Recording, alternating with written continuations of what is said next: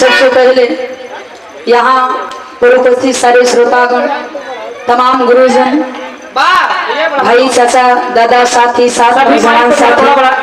एक स्वर में सबसे हाथ जोड़ के पहली आशीर्वाद की कामना करते हुए आज श्रद्धांजलि समारोह में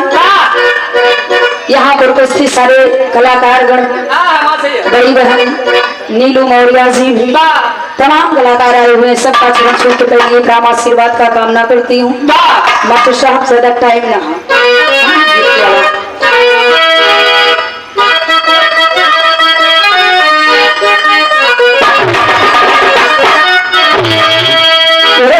ताज रहल बाबा जी सरी,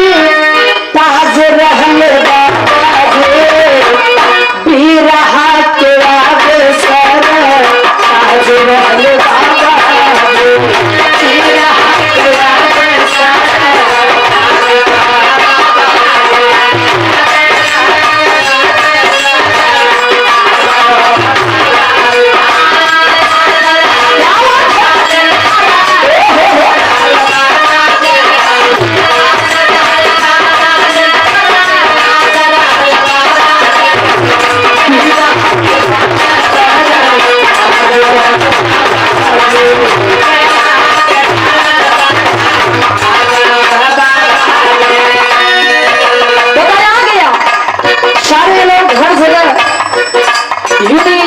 जब ये शरीर को छोड़कर ये आत्मा जाती है कभी किसी की परिभाषा समझ में आती है।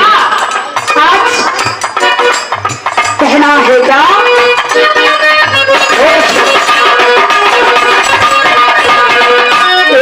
गाड़ी बोगी लिखले जनाना,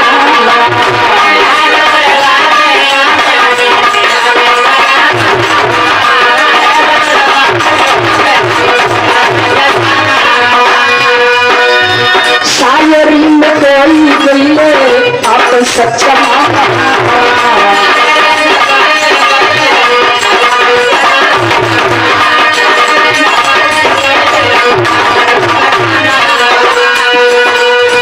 कामवानी लाला रहे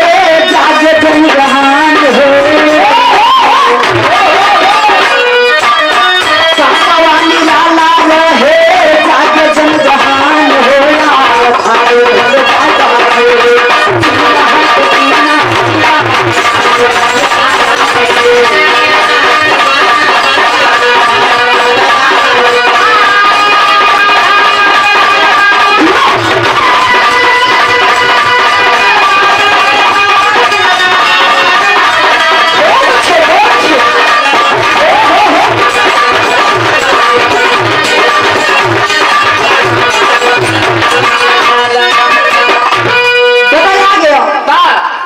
परम सम्मानित आप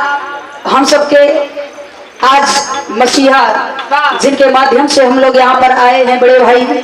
बिरहा जगत के बहुत ही सुंदर कलाकार आप बड़े भाई रोहित सुहाना जी, बहुत ही सुंदर ये पुष्पों से गुथा हुआ हार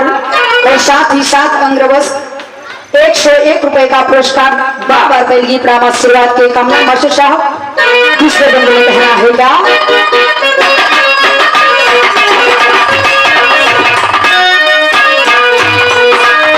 छंद कटहरा रहलू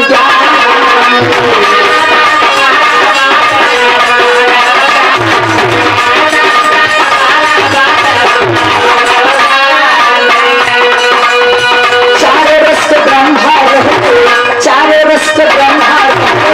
बात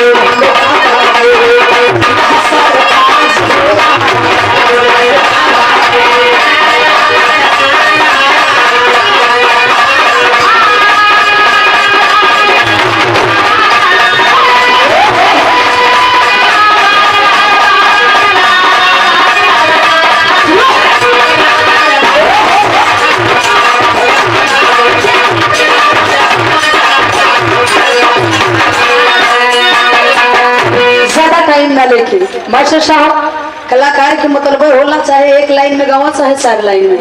लास्ट में गुरु घराना के परिचय है।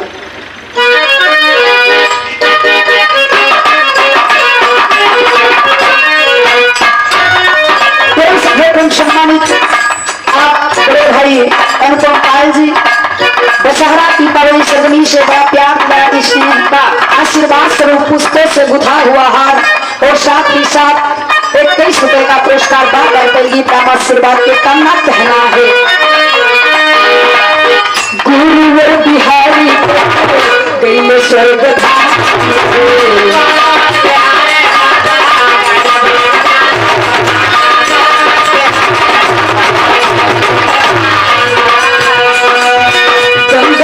शंकर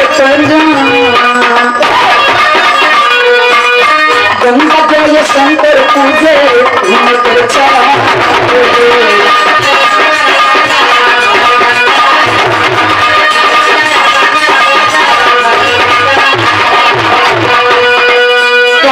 सीमा शर्मा तेरा हारे रहले बाबा कभी पवन सीमा शर्मा तेरा आधार रहले बाबा जी बिरहा के बताया गया जिनकी श्रद्धांजलि है बिना बाबा दिया के आधार रहले बाबा